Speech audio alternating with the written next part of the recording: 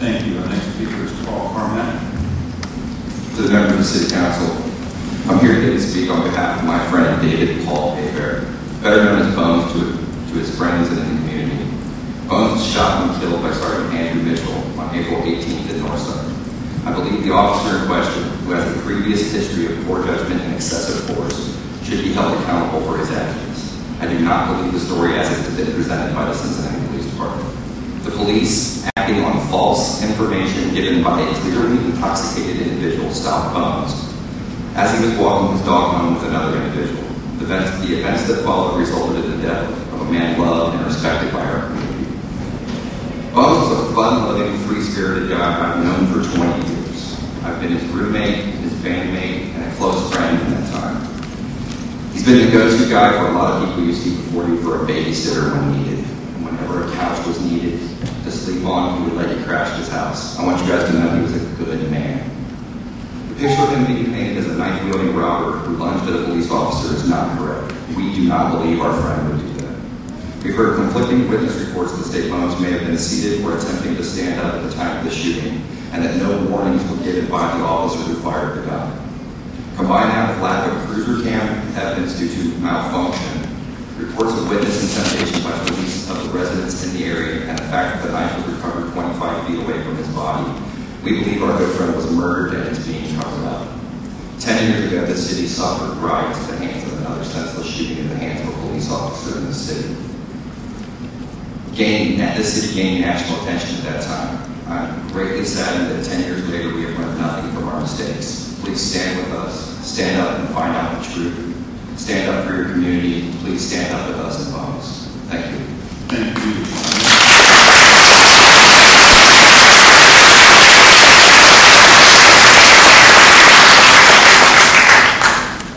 This is an emotional situation. I'm asking please refrain from applause so that we can respect the time that's given to the additional speakers who are here today. We're going to hear from Craig Rosenthal, Jessica Flores, and then Harrell. Great. My name is Craig Rosen, and some of the members of the City Council might recall I'm a board member of the Oakland Community Council. I've been a friend of David Beherns for 20 years and can easily speak how he had a profound positive impact on a broad spectrum of people in our society. As such, I mourn his loss of life and I've been answering questions. However, I'm not here to speak about his character. There are plenty of other people here that can do that. Instead, I'm here to show how Oakley supports the Northside community. Many residents of Oakley share Northside's pain and confusion surrounding these tragic events and the shooting and death of Bones. Oakley, similar to the Northside community, has developed a respectful working relationship with the Cincinnati Police Department and values the changes that have been made over the last 10 years and the trust communities have developed with their local districts. Though, when a traffic event happens and there are cries for transparency and accountability, we are concerned by a blue wall of contradictions. I'm not a conspiracy theorist, but I'm left with doubts of the facts that have been reported in the media. There seems to be numerous unaccounted for coincidences that cause me to question the validity of perpetrated events during this deadly interaction. I believe in a common sense approach in transparency of protocols and standard operating procedures not only protect the rights of the innocent, but more importantly, it provides for an optic of openness while shielding police officers from erroneous allegations. When protocols are broken and questions of transparency linger, it is hard to repair the damage caused by the shattering of trust. We cannot take back the life of Bones, but what we can do is make sure that the likelihood of this situation is difficult to replicate, where the life of one man is so quickly ended. Our goals for greater transparency and most importantly, accountability where it exists. It is not just a Northside issue, it is concern for all neighborhoods in the city of Cincinnati.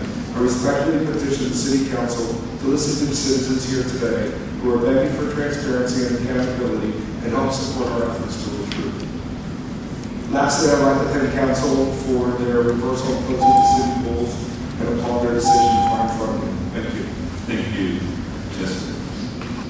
Hi. I've been in Flores for 18 years, but since so many people help me speak about Bones, I'd like to talk about Sergeant Andrew Mitchell. I attended the same high school as Sergeant Andrew Mitchell, and my father was also a police officer, not in Cincinnati, but in Chicago. Knowing our commonalities, I try to consider Sergeant Mitchell's perspective. It's easy to fall victim to your own stereotypes when you However, Mitchell's background is only part of who he is as an officer. That's why we need police who are representative of the city, not outsiders. We also need better training and better policies. When policies that are meant to protect both officers and citizens from harm fail, it does no good to hide behind them. Sergeant Mitchell is exceptional. While around 90% of officers never fired their weapons throughout their career, he has fired 3 times in just 5 years. Police know that you should not put yourself in a position where the only way to defend yourself is to shoot someone.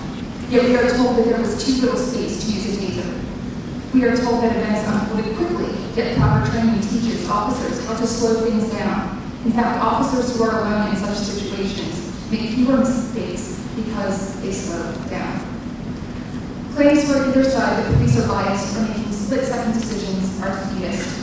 Nobody wants riots. We want true reform. We want dashboard cameras, not TV cameras. Transparency, not propaganda. Thank you. Thank you. Next speaker is Flores. Hello, my name is Harrell. Harrell. Thank you. David Ager was living with me at the time of his death. He was living with me, and not only me, somebody I trust impeccably. I trusted him with my daughter's life. My daughter's 9 years old and a friend of Bones. She has so many questions, and I can't answer any of them. I was told on Monday morning, the 18th, at 8:15 a.m., that he was wielding a giant Bowie knife. We all know that that is not true. A detective also told me that they were confiscating his van as part of the investigation. I haven't heard anything about the van. I've since spoken with David's parents. They told his parents that I didn't want the van in my yard anymore. It's pretty much all I had left of him. He'd been living with me. I would really like for you to talk with Cincinnati Police Department, the detectives that came to my house, 4119 Kirby in Moorside, and find out why they lied. Thank you very much. Thank you.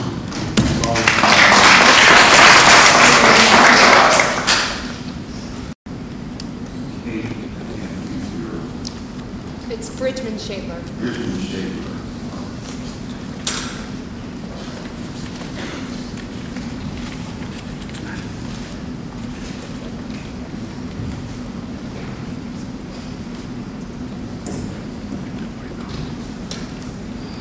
My name is Rigel Beherns, and I met Bones in the early 1990s. We know each other for 20 years. We met through the music scene in Short Barn. I saw his band play, he saw my band play. And all the best stories that my friends have to tell, I'm sure we have Bones in them. And it's sad because there won't be any more of those. He had friends everywhere, all over town, not just north side. He had friends in other parts of the country who were watching this too. And in the last week, along with all the sadness and the anger that comes along with grieving a lost friend, I've been really scared. I'm afraid the police ignored protocols and procedures when they stopped Bones. And then, if that's true, then none of us are really safe. Not the officers, not the citizens. And I'm afraid that the city officials may be more concerned with protecting the city's image and the image of the police department than with protecting us.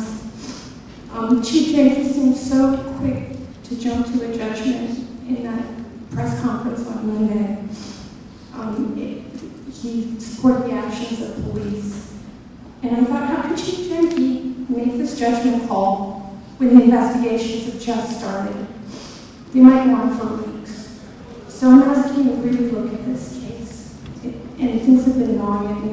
The missing dash camera footage, why nobody made any effort to find out if the original 911 call was legitimate, why no taser, why Sergeant Mitchell, with his history of supervising other officers, and this is personal, but why it seems like nobody at the scene tried to provide any life-saving efforts for Mr. Adair.